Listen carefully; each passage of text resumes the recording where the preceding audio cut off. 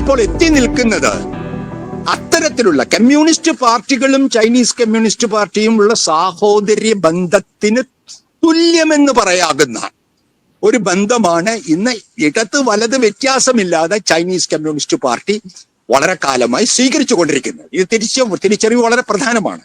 അപ്പൊ അത്തരത്തിൽ നോക്കുമ്പോൾ ഇത് ഒരു പടി കൂടി കടന്ന് കൃത്യമായി ഫാസിസ്റ്റ് എന്ന് ആഗോള ഇടതുപക്ഷം ഞാൻ പറയുന്നത് യൂറോപ്പിലും മറ്റുമുള്ള ഒരു നിലവാരം വെച്ചും ഇടതുപക്ഷമെന്നോ മധ്യ സ്ഥാനത്തുള്ള പാർട്ടിയെന്നോ വലതുപക്ഷ പാർട്ടിയെന്നോ മാത്രം പറയാത്ത ഹിന്ദുത്വ ഫാസിസ്റ്റ് രാഷ്ട്രീയ കക്ഷിയുടെ അതിന്റെ നിയന്ത്രിക്കുന്ന ഈ RSS എന്ന ഏക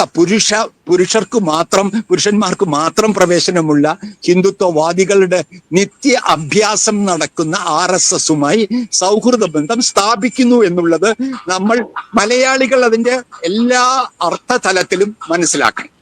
കാരണം ഞാൻ പോയ 2003 മുതൽ തന്നെ സാമ്രാജ്യത്വം എന്നൊരു വാക്ക് ചൈനീസ് കമ്മ്യൂണിസ്റ്റ് പാർട്ടിയുടെ പദാവലിയിലില്ല, അന്നുമില്ല ഇന്നുമില്ല.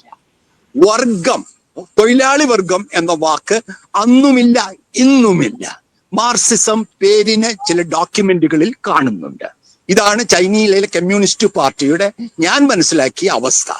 പേരിന് മാർക്സിസം വിത്ത് ചൈനീസ് ക്യാരക്ടറിസ്റ്റിക്സ്, ചൈനയുടെ സവിശേഷതകളോടുകൂടി ഒരു മാർക്സിസ്റ്റം എന്ന് വല്ലപ്പോഴും ചില ഡോക്യുമെന്റുകളുടെ അനുബന്ധം പോലെ ചേർക്കുന്ന ഒരു സൈദ്ധാന്തിക മാർക്സിസ്റ്റ് അടിത്തറയാണ് ചൈനയിലെ ഇന്നത്തെ ഭരണ കമ്മ്യൂണിസ്റ്റ് പാർട്ടിക്കുള്ളത്.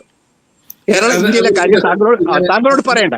ഇതാണ് അപ്പൊ ഇതിന്റെ ചരിത്ര പ്രാധാന്യം ഇതാണ്. ചെറിയ അത് തന്നെ ചരിത്ര പ്രാധാന്യത്തിലേക്ക് വരും. ഇന്ന് അത് കാണുമെന്ന് പറഞ്ഞത് അത് RSSനെ ലോകം അംഗീകരിക്കാൻ പോകുന്നു എന്നുള്ള ഒരു സൂചനയല്ലേ നൽകുന്നത്? ലോകം അംഗീകരിച്ചല്ലോ. ലോകമെമ്പാടുമുള്ള വലതുപക്ഷ ഫാസിസ്റ്റ് വലിയ ഒരു മുന്നേറ്റത്തിന്റെ നടുക്കാണ് മോഡി, ട്രംപ്, പിന്നെ പുടിൻ, എല്ലായിടത്തും ഏകാധിപതികളും വലതുപക്ഷ ആളുകളും യൂറോപ്പിലും വന്നുകൊണ്ടിരിക്കുന്ന ഒരവസ്ഥയിൽ, മെലോണി ഇറ്റലിയില്. അപ്പൊ ലോകം അംഗീകരിക്കുക എന്ന് പറഞ്ഞാൽ വലതുപക്ഷം അംഗീകരിക്കുന്നത് നിങ്ങൾക്ക് മനസ്സിലാക്കാം. ട്രംപും മോഡിയും തമ്മിലുള്ള ബന്ധത്തിന്റെ സൈദ്ധാന്തിക അടിത്തറ മലയാളികൾക്ക് മനസ്സിലാവും. രണ്ടുപേരും ഏകാധിപത്യത്തിന്റെയും ന്യൂനപക്ഷ വിരുദ്ധതയുടെയും കുടിയേറ്റ വിരുദ്ധതയുടെയും ഒക്കെ അതേ ആശയ പരിസരം പങ്കിടുന്നവരാണ് ട്രംപും മറ്റു വലതുപക്ഷ ആളുകൾ. പക്ഷെ ഇവിടെ അതല്ല.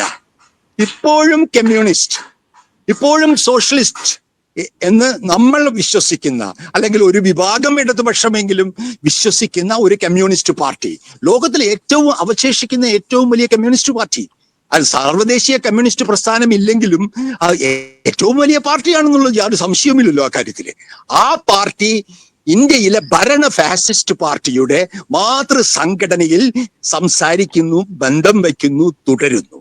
ഇത് എന്താണ് ഇതിന്റെ രാഷ്ട്രീയ അർത്ഥതലങ്ങളെന്ന് സത്യസന്ധമായി ആത്മാർത്ഥമായി ഓരോ ജനാധിപത്യവാദിയും ഓരോ ഇടതുപക്ഷ പ്രവർത്തകനും ആലോചിക്കണം എന്ന് മാത്രമേ എനിക്ക് പറയാനുള്ളൂ.